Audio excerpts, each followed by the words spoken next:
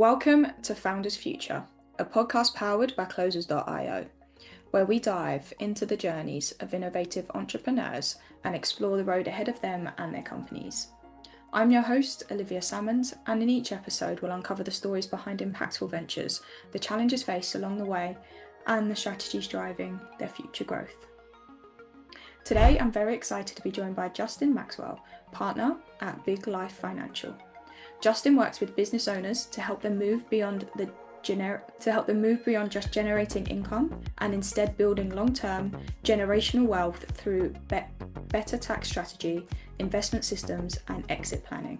His work focuses on helping founders shift from being owner-operated to owner-investors, turning their businesses into assets rather than just high-paying jobs. Justin, welcome to Founders Future. Thank you so much for joining me here today.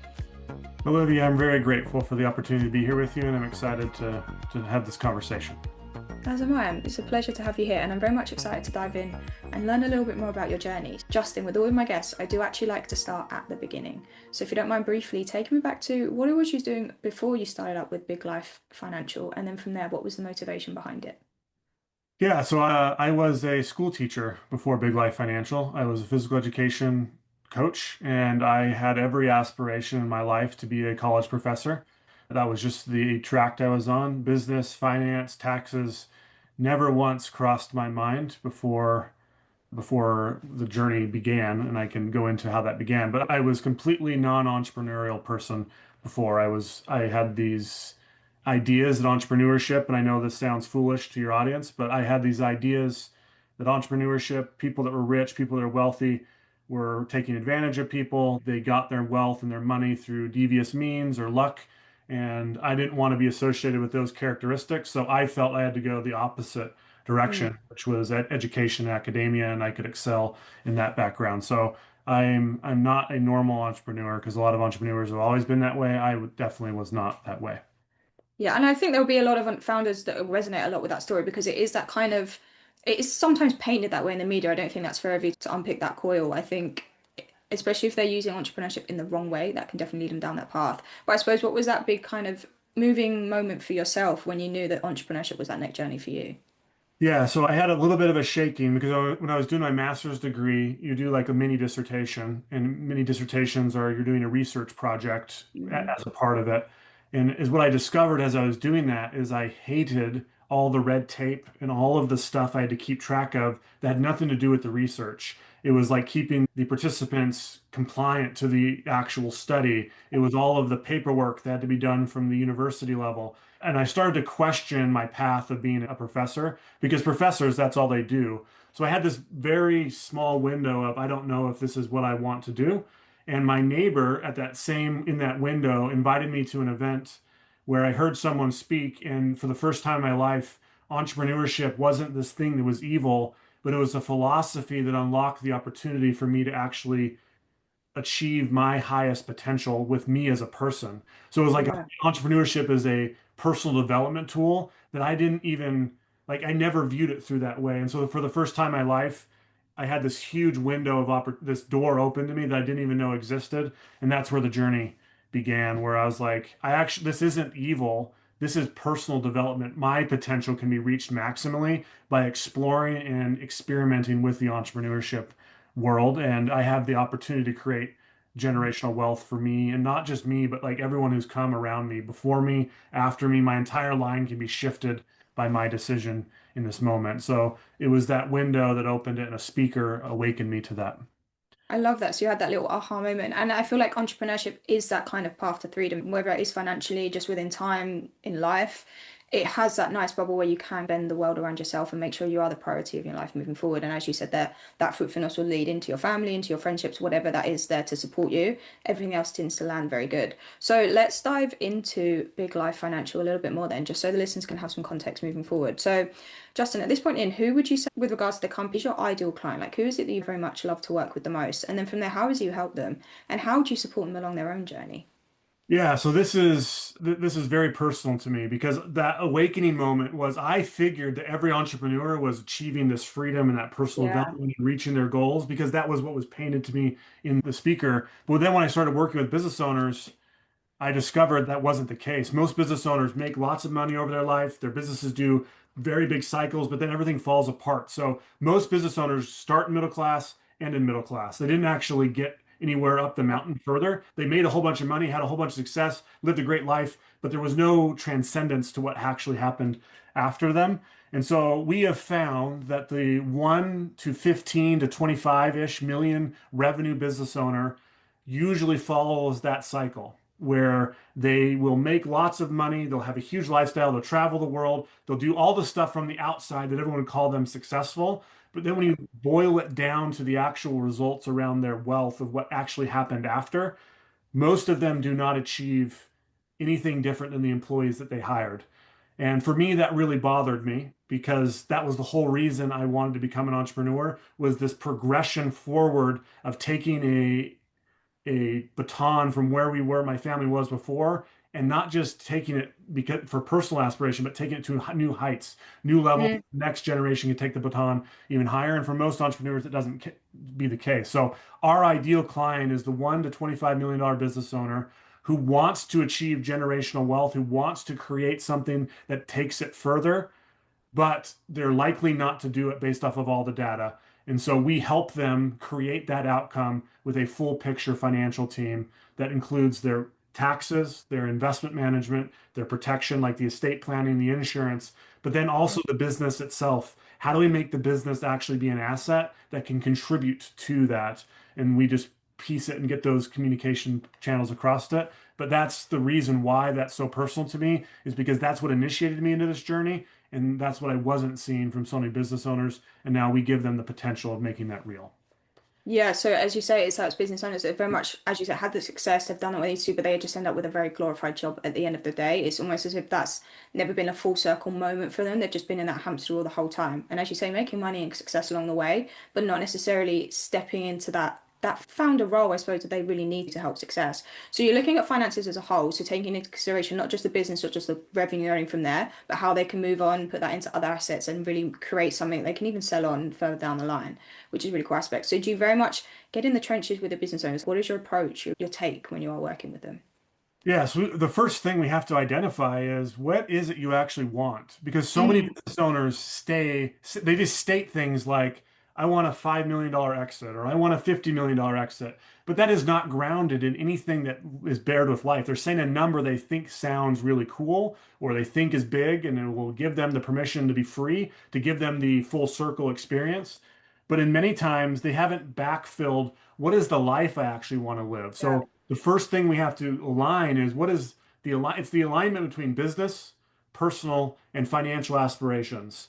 And when we can get that alignment of where we're going with all three of those things, then we can actually create a plan that's going to execute to create the highest probability that plan comes to pass. Because people usually don't know what they actually want in the future. They say they want financial freedom, they want to create passive income, they want to create they don't define the nitty gritty. So we want to define who are you with? How are you spending your time? What is your aspirations for the amount of time you're working? How much are you giving away? What are you doing with your travel? Like we have to get really deliberate yeah, about the life we want. And once we know the life we want, then we can go determine how fast do you want that life to happen? And then what do we have to do with our business based off of that aspiration? Where do we have to save our money? Where do we have to make investments? That dictates everything we're doing. If we just say random stuff, it's very difficult to actually hit a target of any combination. So we have to start there. Once we start there, then we can go backwards and determine how we're going to build the plan.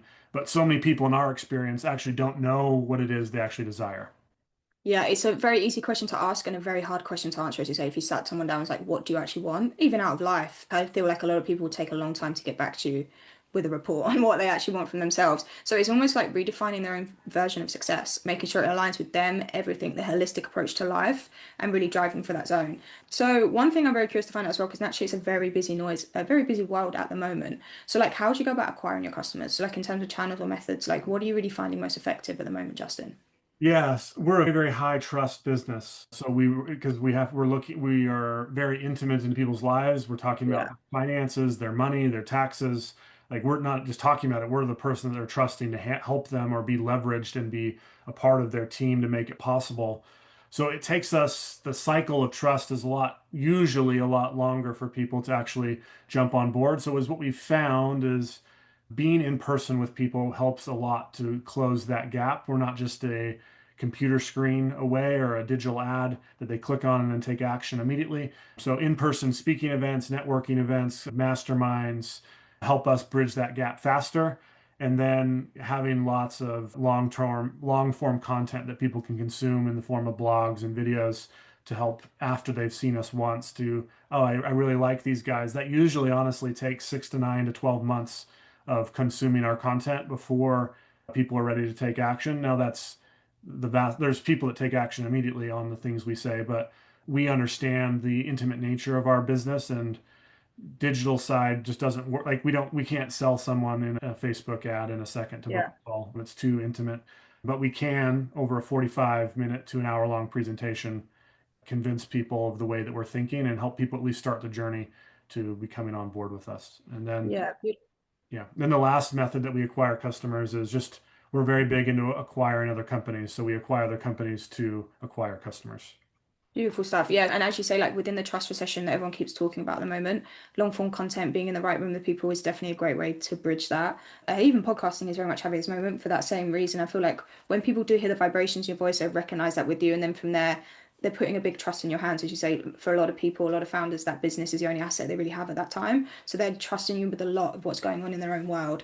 So I can understand the nature of that being a little bit more tactical, having a longer sales cycle as well. And do you tend to hop on phone calls with people and just be top of mind throughout it, even if you can't initially get that contact within the first couple of meetings? Yeah, so we have a few things that we can bring a lot of value to them without committing to the full thing. So like we can do some very specific tax things like the R&D tax credit, for example. It's just a transaction. We don't want to be transactional as a company, but it is a transactional thing. So we can actually do that thing with them sooner. We can have a conversation face to face with them. We can prove its value. We can go do that thing and that helps us build the trust cycle. We also have a diagnostic or a McKinsey level diagnostic for business owners that does that exact same thing, where we're going to give them a full picture of what their business is worth, where all the holes are. Here's all the things you're really great at. Here's the journey you're going to go on. It doesn't require them to be our customer long term. So we have some of those initial things that can grab people. That's not Our business is not meant to be transactional. We're meant to be very long term inside of things, and we know that doesn't just happen in an instant. So we have some things that we use to grab people and get them in sooner than just long form content.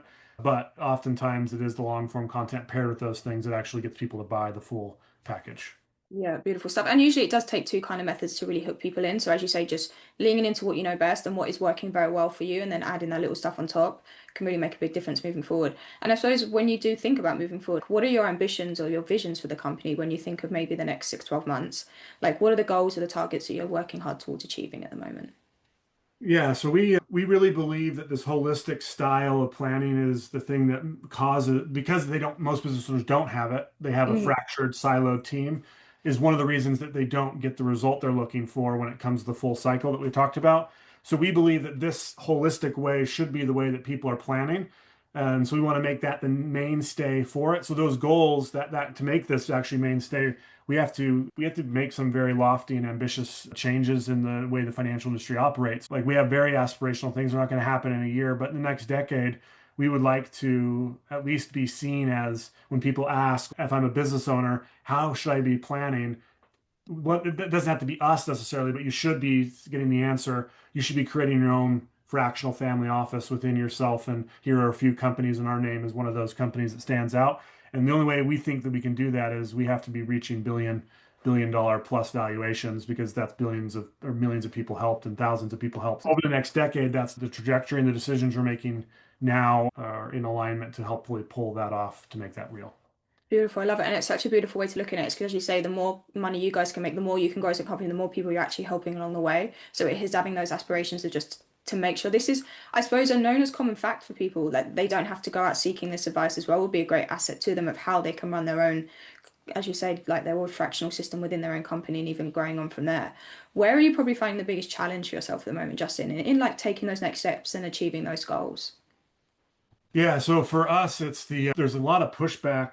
Just the industry as a whole is very ingrained, the financial industry. Old accountants are hard to hire and they don't think proactively. So we're completely opposite. We're very proactive. So like hiring the right people that are going to be aligned with what we're doing usually requires us to have to hire younger talent, takes a longer training cycle. Same thing with financial advisors. They're usually ingrained in mutual funds and like maxing out 401ks and just doing what everyone else does. And like we have elements of that, but we're bigger thinking for the entrepreneur. So the biggest challenge is honestly the how do we push against something that's been in place for decades and almost probably 100 plus years since the income tax was created as a thing in the 1900s. I think it's just that there's a hard push there because most people aren't trained to think the way that we train. So it's just that's the biggest, I think our biggest challenge is finding the right people that can help us take right team members that can actually produce the result that then allows us to go to where we want to go. Yeah, beautiful. And I suppose, again, as you're growing, it is a challenge a lot of founders face within finding those right people that can really suit their mission and suit their vision moving forward for within the company. And definitely, I didn't think of that outside pressure. You're relying on a system that may necessarily not be the best for everybody, but it's very much trying to teach an old dog new tricks that is outside of your control as well. So yeah, taking all that into consideration is a big step for you guys to take in making that wave happen. And as one final question to you, Justin, so if you could go back in time to a younger self and you could only leave yourself with one piece of advice moving forward, something you know now, but that you didn't know back then, what would you say to yourself? Ooh, that's a very good question. So I think the answer to me would be because I used to pull back from big aspirations. So I would do great big things, but I'd be in the shadow of it. And I would tell my younger self that it's okay.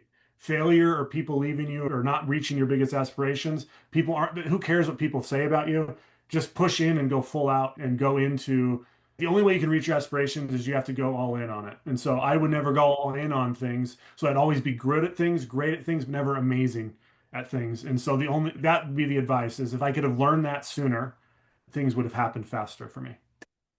I love that. And Justin, thank you so much for joining me today and for sharing your incredible journey and insight with us. Where can our listeners reach out best to work with you or connect with you if they would like to do? Yeah, the easiest way is to go to our website, biglifefinancial.com. They can explore the different options. There's content there they can consume. They can book calls. They can just the YouTube channel, all of the blogs, everything is there.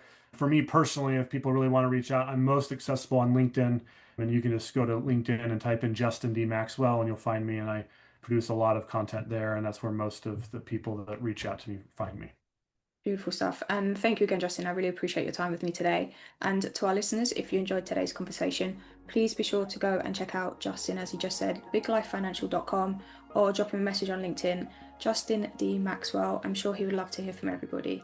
And do not forget to subscribe to Founders Future via wherever you listen to your favorite podcasts. And if you are a business owner, specifically a coach, consultant, or agency owner, and you're really looking to scale your business and you want to enhance your sales and marketing efforts, visit closers.io to hop on a call with one of our team and discover how we went from $0 to $30 million per year in less than 3 years. But until then, keep on climbing and we'll see you on the next one.